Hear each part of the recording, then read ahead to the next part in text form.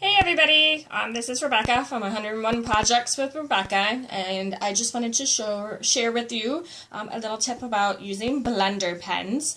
Now, I don't usually use blender pens very often. I don't know why. It's just not my preferred method of watercoloring, but you can get some pretty cool effects with blender pens. I did this card right here using the Flower Shop bundle. These are the flowers that you can stamp and color. So what I'm going to do is I'm just going to kind of go over a few tips that I learned along the way and kind of show you a little bit about how to use the blender pens. So this is a blender pen. It's got two separate ends, I guess. It's filled with a special solution that helps blend your markers and your pencils together and your ink. So I don't really know what that is, but it seems to work really well. So one thing that I want to point out is when you do use blender pens, you want to use Memento or stays on ink for your outline. Because the blender pen does blend ink, if you just use a regular ink pad for your background or your outline, it's gonna all kind of come together. So I mean, unless that's what you want to do. So what I'm going to do is I'm going to use three different colored watercolor pencils. I have Melon Mambo, Pumpkin Pie, and Daffodil Delight. And I'm just going to kind of go through what I did to make these three cards. So I have two that are in the Melon Mambo and one in Daffodil Delight.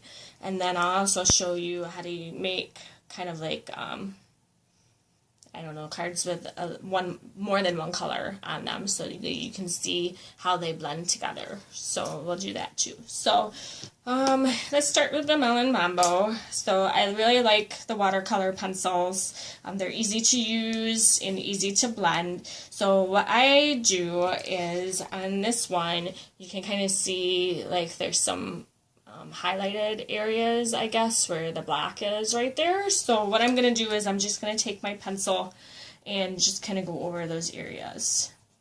So I played with this quite a bit the last couple of days because, as I said, I'm not usually real familiar with blender pens. I don't use them a whole lot. So I was doing some training for my new job, and I bought some, and I spent lunchtime kind of going over those and seeing what kind of color combinations I could do. So I just trace like that, and then you just take your blender pen, and you don't really have to do much other than just kind of go over the areas that you just did. So, and one nice thing about blender pens is that you can always add more color afterwards. So if it's not the color that you want, you just let it dry for a little while. Now you can go over the whole entire card with your pencil, but I found that doesn't really lead to like any gradation or like looking like this. I mean, you can see there's darker spots, and if you color the whole card, it just kind of all blends together, and it doesn't really give you a whole good like that. So I'm just going to do another one, and then go over it again real easily.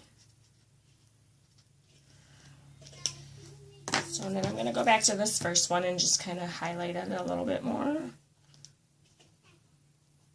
Now, blender pens will go through your paper if you do a lot of blending. So a thick Whisper White or watercolor paper is good.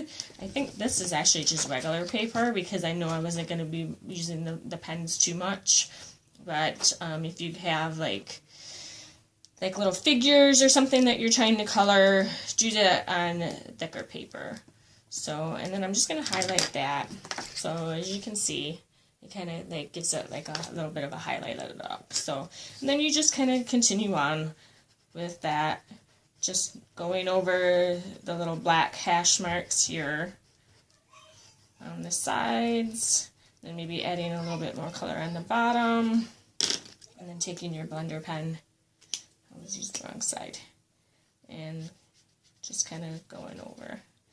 So making just very not choppy motions, but just kind of going over it nice and gentle is the best way to do that. You can take a baby wipe or a paper towel and use that to get rid of some of the ink that's on there, because it will stay on there for a little while.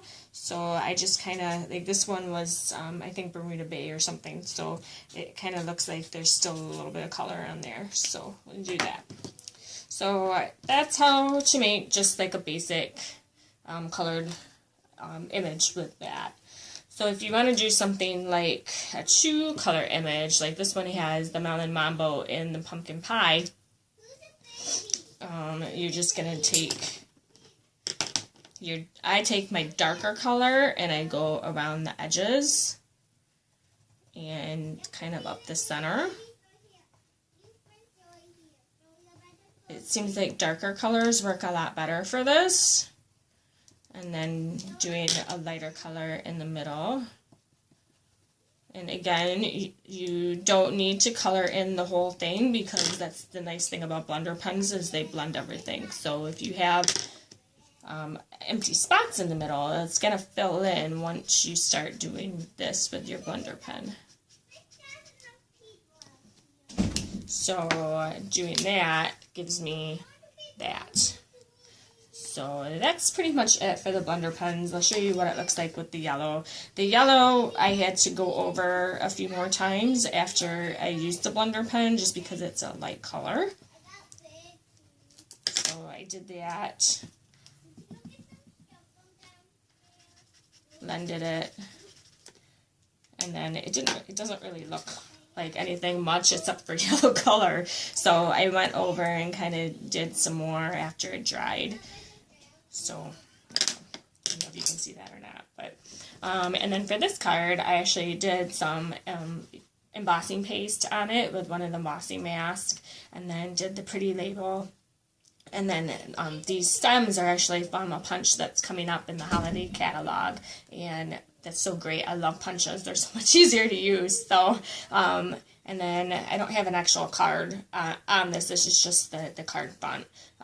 So I probably just mount it onto some Whisper White or something. And then she says, you're the best. So I think I'll send this to my dentist, because they did a root canal for me last week, and I feel so much better now. So anyway, that is a quick 101 on blender pens. I hope you get inspired to use some. I can't remember how much they are. I'll put that in the comment section of the video. But I think they come in packs of 3, and they're good to have on hand. So. Alrighty, so if you have any questions or comments, feel free to hit me up at Rebecca at 101projectswithrebecca.com. And here we are. Alright, hi. And I will see you later. I hope you guys are liking the Watercolor 101 series. If you have any questions or want me to focus on something, we're going to be doing Emboss Resist next after I finish with this. So that's going to be fun, because that's my favorite technique. So look for some projects with that, okay? Alright, I'll see you later. Bye.